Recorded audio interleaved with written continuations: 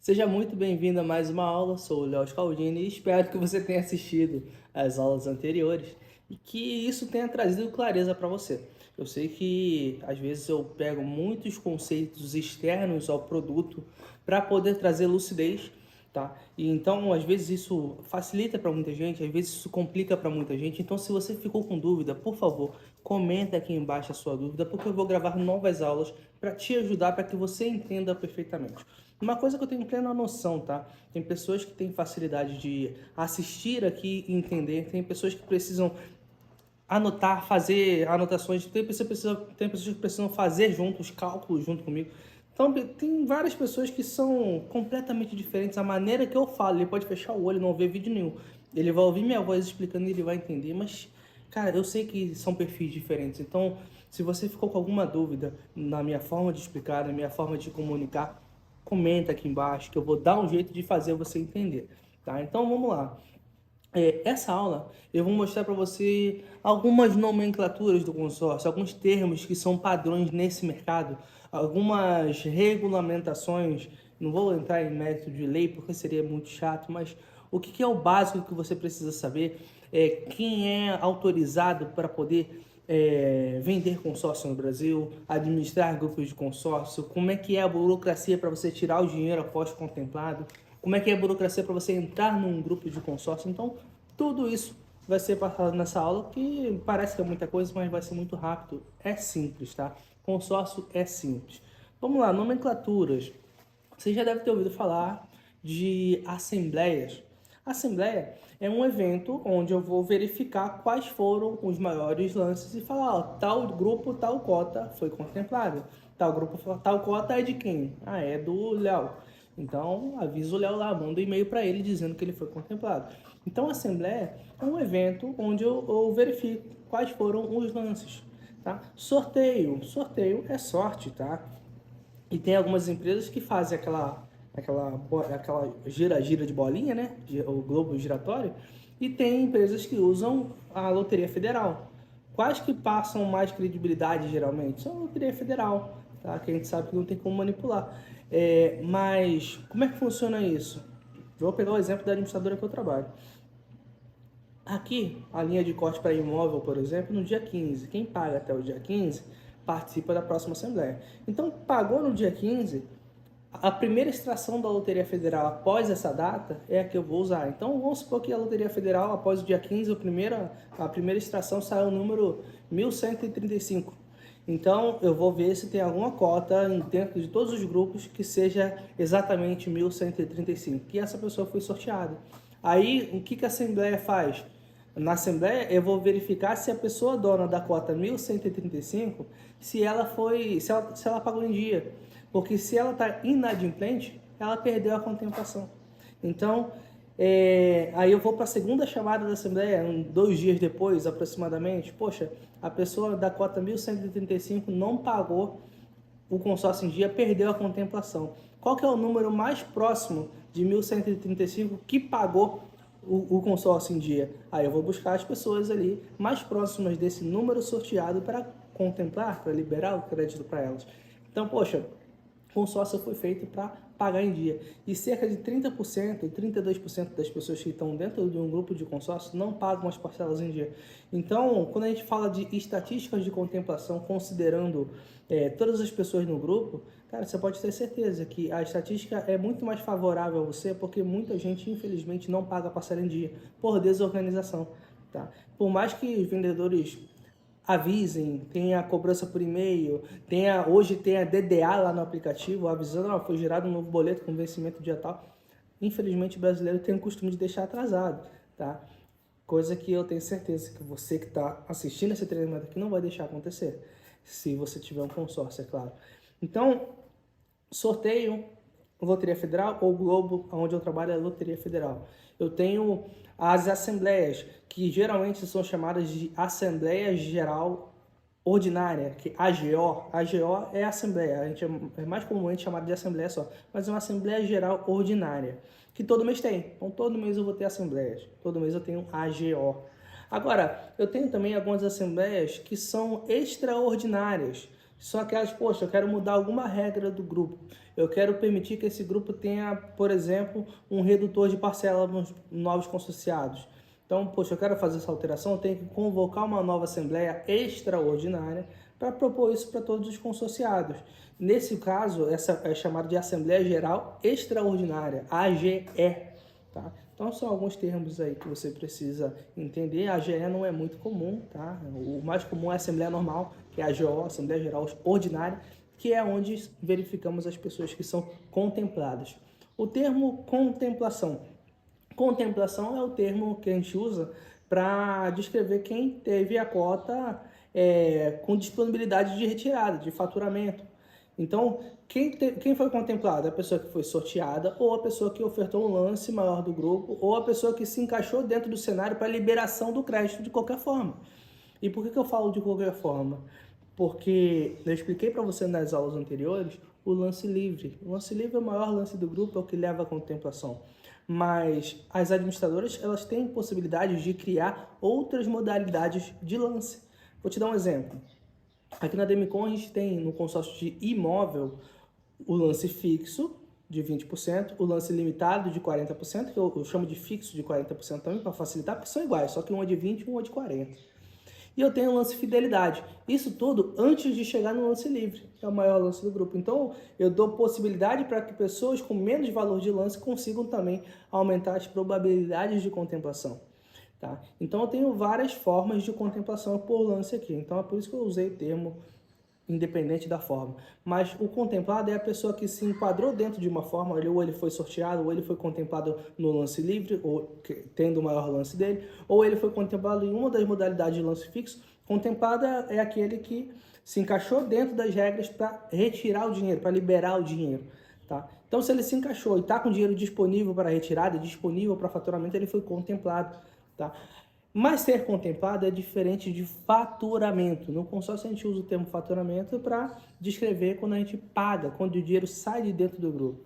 Lembra quando você tinha aquele exemplo lá do grupo de 10 pessoas, depois que virou um grupo de 100 pessoas, que eu falei que eu tinha que provar que eu entreguei o dinheiro para quem foi sorteado ou para quem foi contemplado?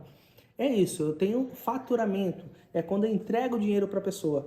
E como que eu faço isso? Tem uma série de regras que são estipuladas pelo Banco Central. Existe uma lei que rege o consórcio tem uma lei específica para ele, e o Banco Central fiscaliza, regulamenta isso. Então, quando eu falo de faturamento, eu estou falando de liberar o dinheiro, tá?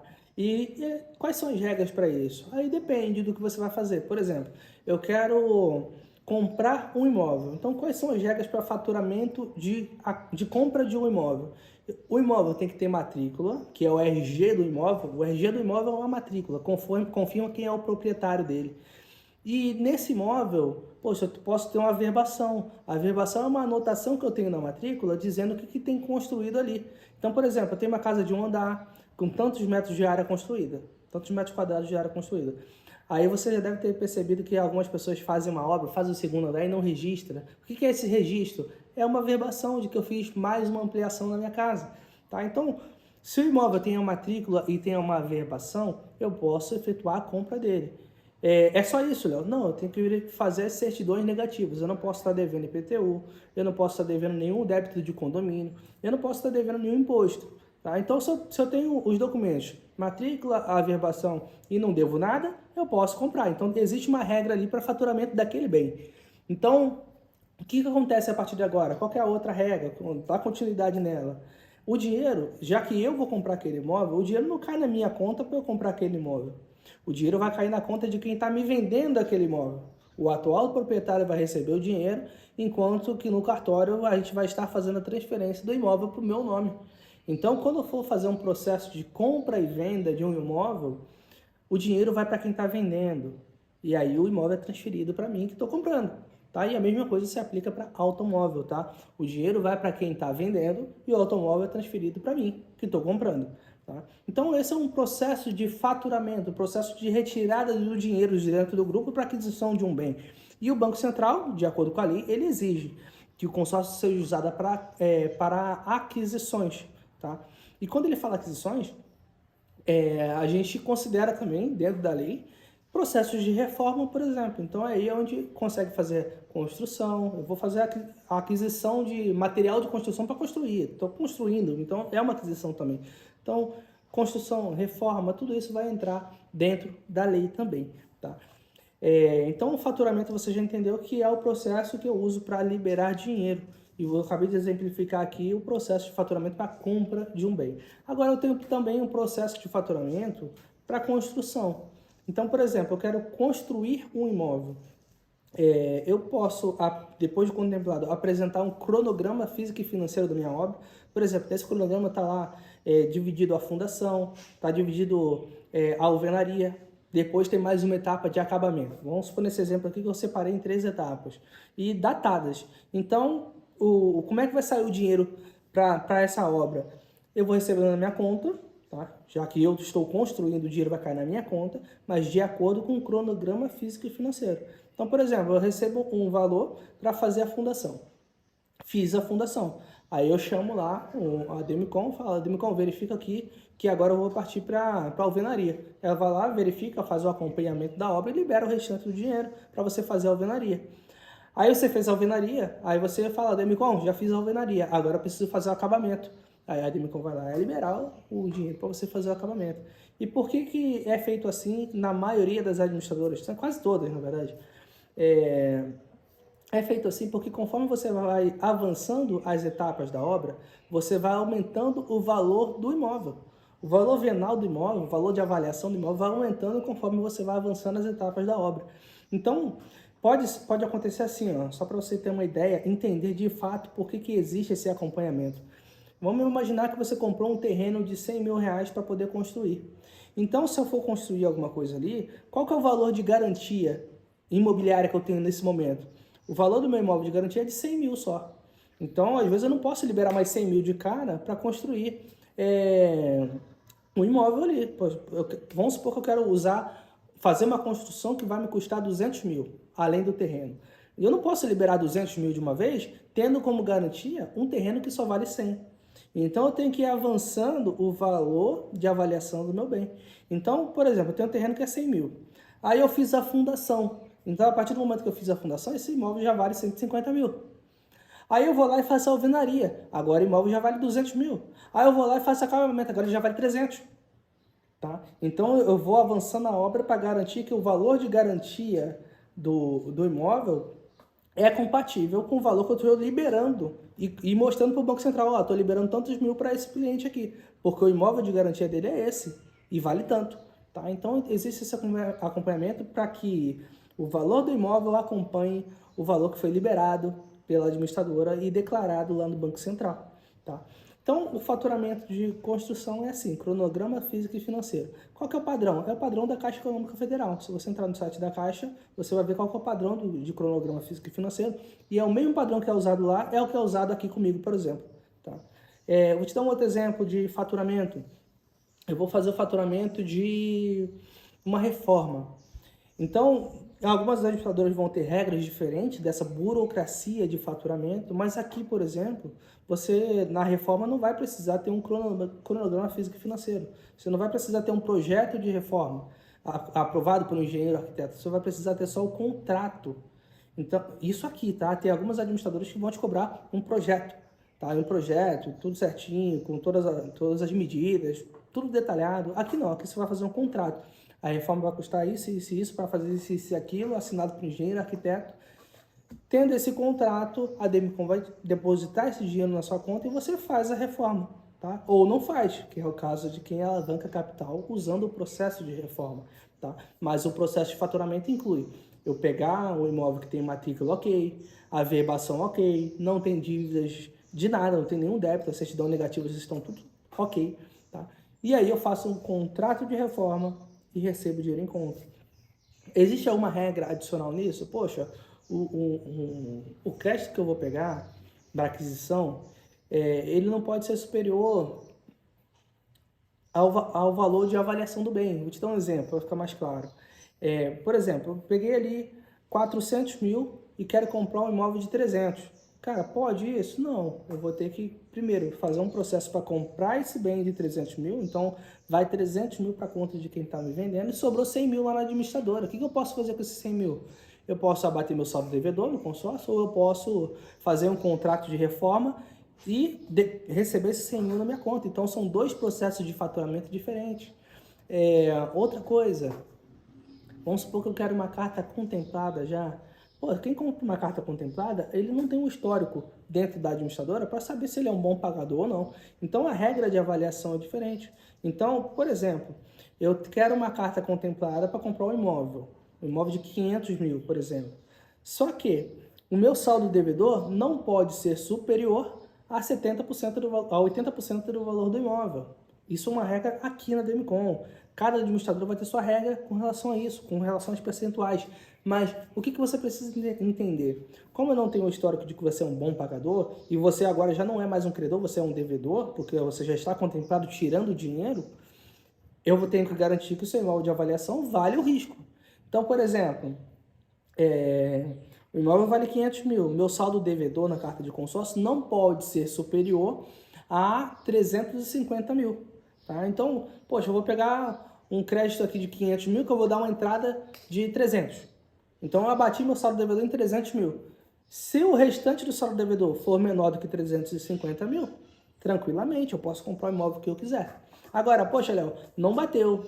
Então, eu vou conseguir liberar só 400 mil. Os 100 mil que faltam, você vai ter que pagar à vista para comprar o imóvel. Tá? Então, comprar a carta contemplada não é essas mil maravilhas que as pessoas vendem a ideia por aí. Tem algumas regras. Quem geralmente usa muito a carta contemplada? Quem pretende pagar uma parte mais barata e completar o resto, ou quem quer fazer um processo de reforma, ou quem quer levantar capital de giro. Existe um mercado muito grande, mas existem algumas regras também que quem está de fora acaba não entendendo e por isso se enfiando em furadas. Tá? Um negócio até que interessante eu comentar nessa aula, já que eu entrei no assunto de carta contemplada, imagina assim, ó, eu tenho no mercado hoje as administradoras de consórcio, que elas estão permitidas, regulamentadas, auditadas pelo Banco Central para vender a carta normal, antes de estar contempladas. Mas eu não tenho nenhuma regulamentação para quem está comprando a carta contemplada para revender para outra pessoa. Então, o que acontece hoje no mercado? Muita gente caiu em golpes. Por quê? Contemplei. Eu deixo minha cota na mão de um intermediário que vai procurar clientes para comprarem essa cota de mim. Muitas vezes esse intermediário, ele vende a mesma cota contemplada para várias pessoas. Tá? Aconteceu isso no passado várias e várias vezes. Então esse intermediário, ele vendeu a mesma cota para várias pessoas aplicando golpes. Ou ele vendeu uma carta contemplada que na realidade não estava contemplada. E por que existia esse risco? Ainda existe, mas não aqui onde eu trabalho. Tá? Existia esse risco porque esse intermediário, ele não é auditado pelo Banco Central. Esse intermediário, ele não tem nenhuma regulamentação pelo Banco Central. Ele é um intermediário livre de lei, porque não tem regulamentação para ele. Então, como não é fiscalizado, a gente sabe, todo negócio tem aquelas pessoas de mau caráter. Mas quando as pessoas de mau caráter veem possibilidades com baixo risco, que é, por exemplo, poxa, não tem regulamentação, vou aplicar um golpe aqui. Cara, infelizmente tem esse tipo de pessoa. Deveriam estar presos, todos eles. Tá? Infelizmente, a nossa lei no Brasil é frouxa e a maioria dessas pessoas que aplicam golpes ainda estão soltas por aí. Tá? Você vai ver em jornal, mas daqui a pouco estão soltos de novo. Infelizmente, né? Ficam queimando o mercado ainda. Mas qual que é a ideia de eu explicar para você desse intermediário que pega a sua carta contemplada para vender para outra pessoa e falar que existe esse risco? Porque onde eu trabalho, por exemplo, a própria administradora de consórcio compra a sua carta contemplada, se você for investidor, para a própria administradora de consórcio revender para outra pessoa.